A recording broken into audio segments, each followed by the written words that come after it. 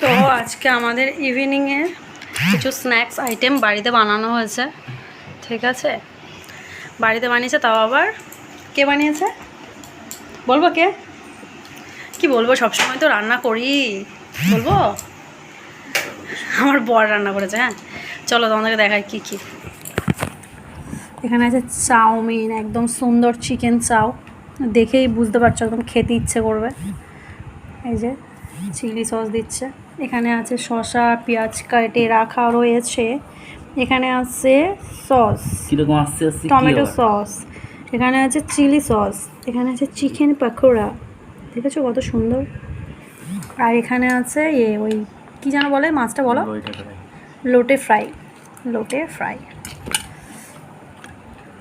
তো আমার মনে হয় যে বাইরের থেকে বাড়িতে তৈরি করে খাওয়াটাই ভালো, কিন্তু সবসময় হয় না সময়। তো চলো খেয়ে নিই গরম গরম। টাটা।